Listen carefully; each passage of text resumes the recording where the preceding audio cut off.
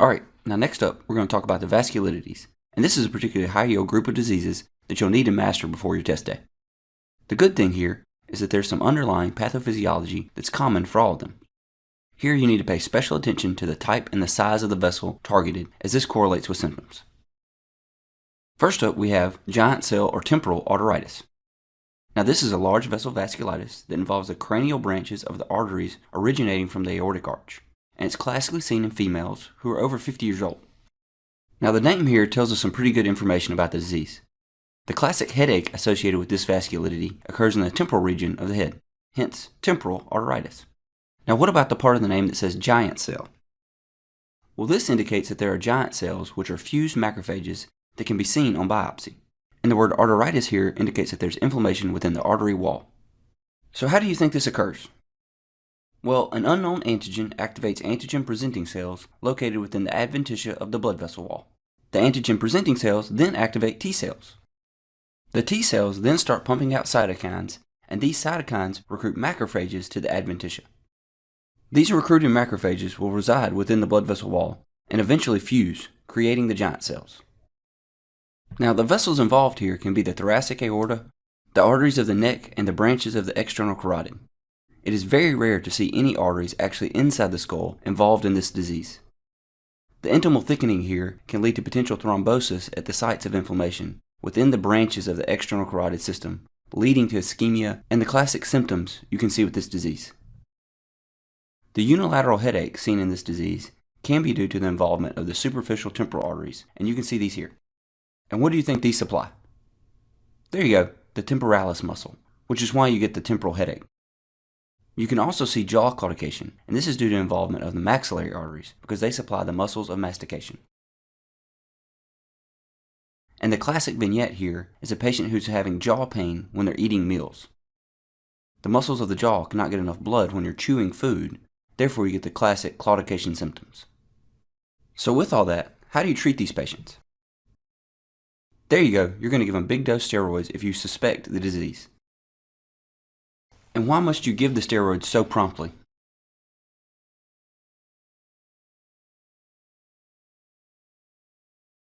Well, in this case, you're worried about ophthalmic artery involvement, and if this artery thromboses, it can lead to blindness.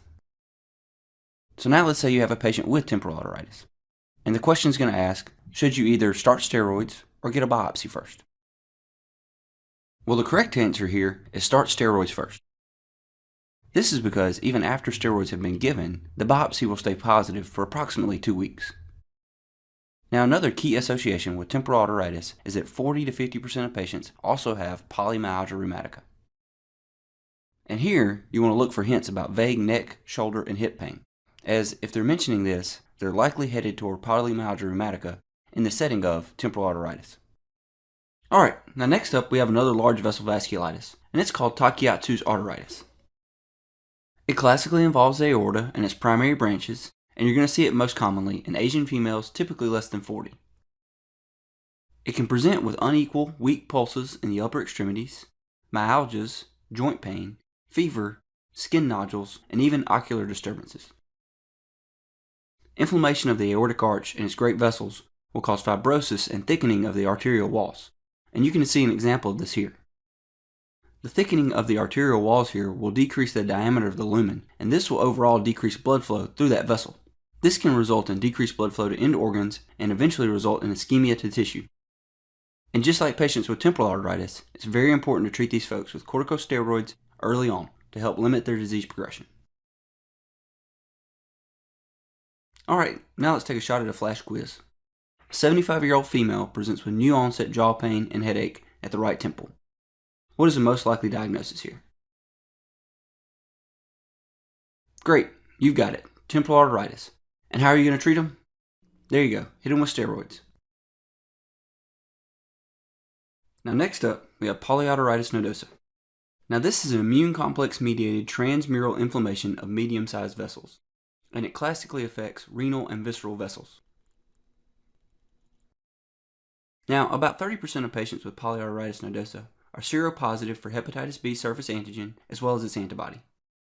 The thought here is that the immune complex of the hepatitis B surface antigen and the antibody end up depositing in vessels which activates complement. and this leads to the transmural inflammation that you see in this disease. Particularly here, you're going to see a necrotizing vasculitis with damage to the internal as well as the external elastic lamina. Now, loss of the internal and external elastic lamina can lead to microaneurysm formation, and this is classically seen in the renal arteries. So be on the watch out for an angiogram with microaneurysms of the renal arteries. Now, these microaneurysms will end up compromising the blood flow to the kidney, and this poor perfusion will activate the renin-angiotensin-aldosterone system, and chronic activation of the RAS system will result in hypertension. So hypertension is commonly seen in patients with polyarteritis nodosa.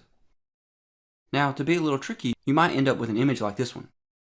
Here, this image demonstrates that more than the kidney can be involved, as this is an image of a hepatic angiogram that shows microaneurysms highlighted by the yellow arrows.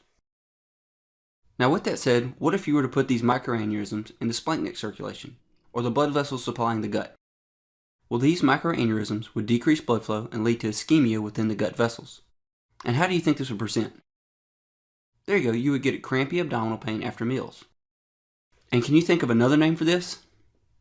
Great, intestinal angina. Now, also in this scenario, you can see weight loss, and if it gets bad enough, the intestinal lining can actually die off, and this will present as melena or bloody stools. Now, how do you think you treat these patients? There you go, same as the other vasculitides. Start off with corticosteroids. And if steroid treatment is prolonged or they're refractory to steroids, you can even use cyclophosphamide in this scenario. Now, next up is another medium vessel vasculitidy, and it's called Kawasaki's disease. Now, this is most commonly seen in Asian children less than 4. And another common name for this disease is mucocutaneous lymph node syndrome. Now, this name helps us better understand what you see in the disease. First, you'll see inflammation of the mucous membranes. And you'll also see some inflammation within the skin. And this will present in combination with very swollen lymph nodes. Henceforth, the disease, mucocutaneous lymph node syndrome. Now, the tricky part of this disease is that not all the signs and symptoms show up at the same time, and they may even occur in a different order. So let's just remember what the common symptoms are.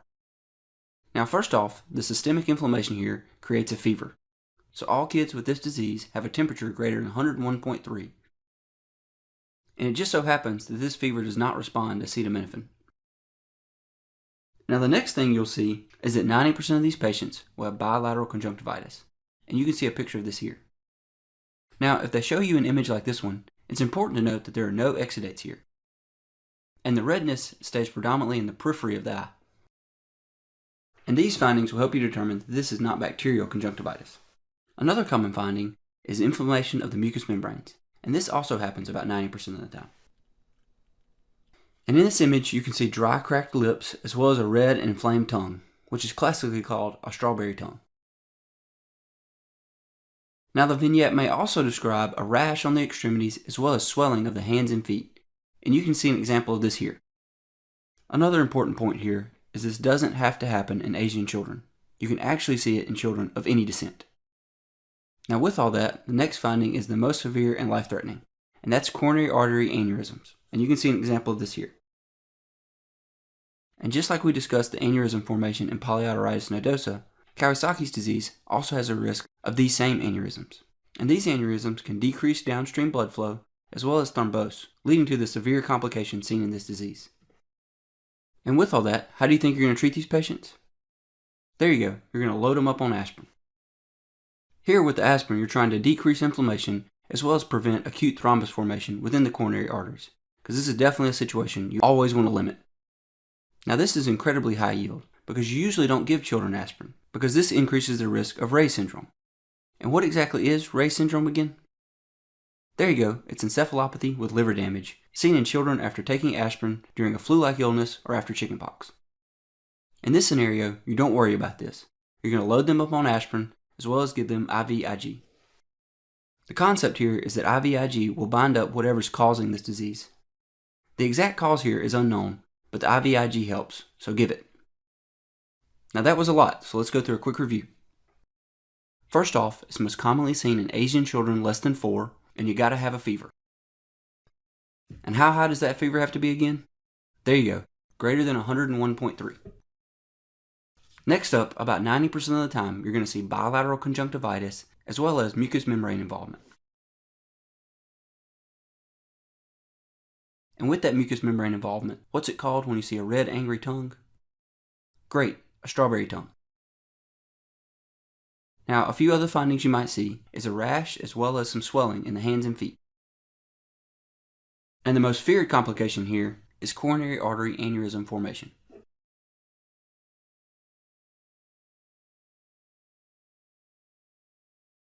Now next up, we have Buerger's disease or thromboangiitis obliterans.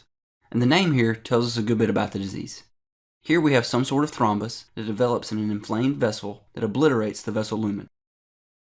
Now, if you completely occlude the lumen, the tissue downstream will not receive enough blood, and then you'll develop ischemia as well as necrosis. Now you can see an example of this here. Here you had deprivation of blood, which led to occlusion of the vessel within the digit, and this led to autoamputation and gangrene, as we can see here. Now in this disease, you can also see a superficial phlebitis, and this is due to thrombi blocking the venous circulation. Now these venous thrombi can lead to venous blood stasis as well as ulcerations of the superficial veins due to increased venous pressure. Now with all that, how does this disease process start? Well, the big thing here is tobacco use, and in this disease you actually get an immune response to the tobacco that ends up resulting in anti-endothelial cell antibodies. Now these antibodies will bind to the endothelial cells and cause exposure of subendothelial cell collagen, and this will trigger thrombi formation. Now this occurs in random segments along the vasculature, and is why it's called a segmenting thrombosing vasculitis of medium vessels. Now this disease usually presents in male smokers in the 4th decade of life and presents with severe pain and color change within the digits. And if this goes on long enough, the digits can become necrotic and fall off, which results in the autoamputation. Now how do you want to treat this disease? There you go, smoking cessation. That's all you got to do. Get them to stop smoking. Now next up, we have a small vessel vasculitity, which is called Wegener's granulomatosis, or granulomatosis with polyangiitis.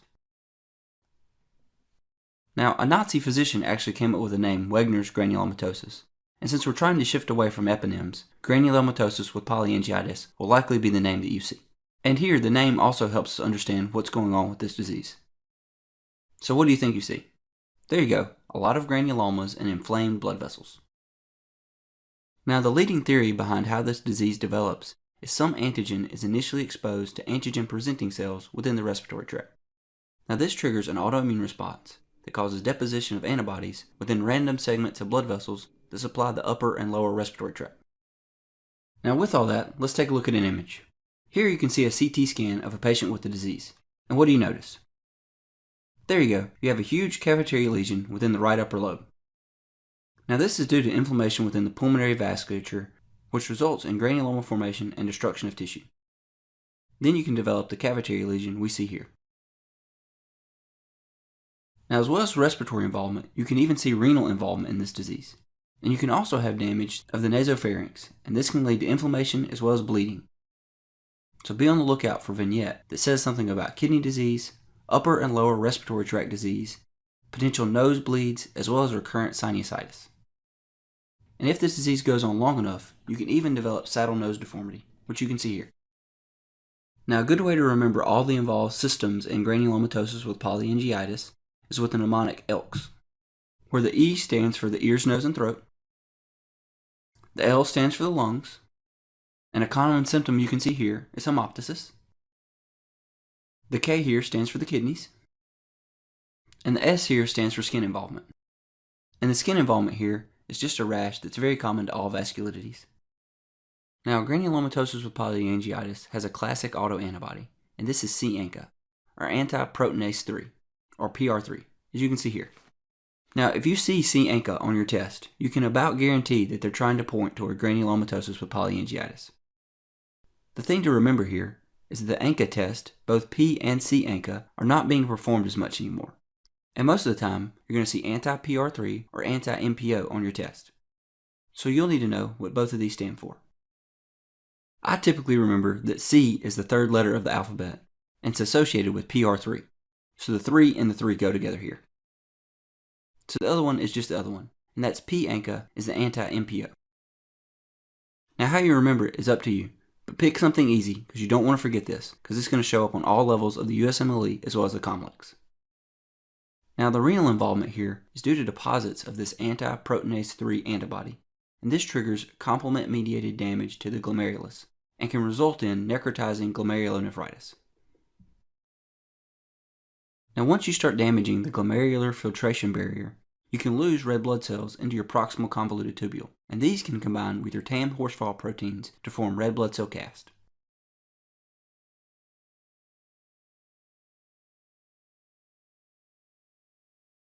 Now, you're going to treat this disease with corticosteroids as well as cyclophosphamide.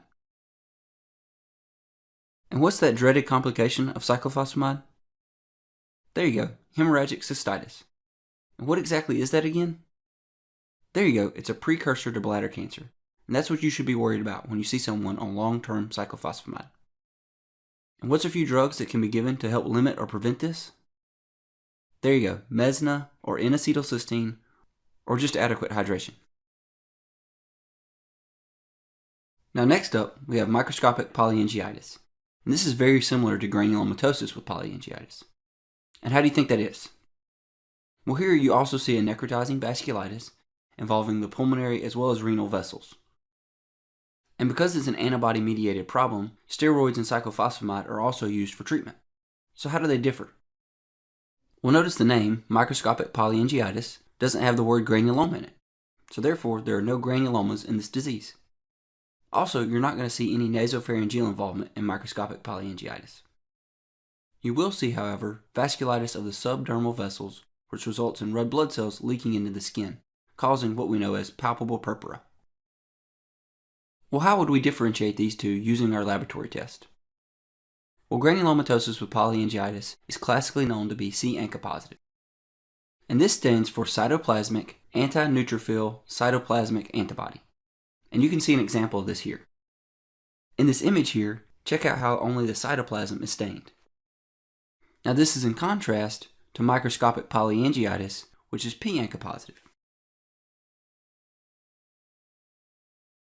And you can see an example of this in this image here. Now P-ANCA stands for perinuclear anti-neutrophil cytoplasmic antibodies. And in this image, notice how the stain is taken up in the perinuclear region. Now remember that P-ANCA is associated with the anti-myeloperoxidase antibody, or the anti-MPO antibody, while C-ANCA is associated with the anti-PR3 antibody. Now before we move on, remember that myeloperoxidase is an enzyme that's produced by neutrophils. And do you remember how myeloperoxidase works? There you go. It uses hydrogen peroxide as well as a chloride anion to produce hydrochloric acid, and this is used to help kill bugs. Now this disease is also known to cause a pauci-immune glomerulonephritis. And do you know what that means? Well, when you stain for the anti-MPO antibody under immunofluorescence, there's actually very little stain that is taken up. And this means pauci, or little, or few. And just to review one more time, how do we treat this disease? There you go, corticosteroids and cyclophosphamide. Now next up, we have Behçet syndrome. And this is an immune-mediated vasculitis that commonly presents with recurrent oral and genital ulcers, as you can see here. You can also see skin involvement with erythema nodosum, as well as eye involvement with uveitis. Now this is typically seen in patients of Mediterranean descent and is also associated with HLA-B51. And do you happen to know what precipitates attacks here? There you go, viral infections, such as HSV. Now next up, we have eosinophilic granulomatosis with polyangiitis, which is also known as Scherg-Strauss.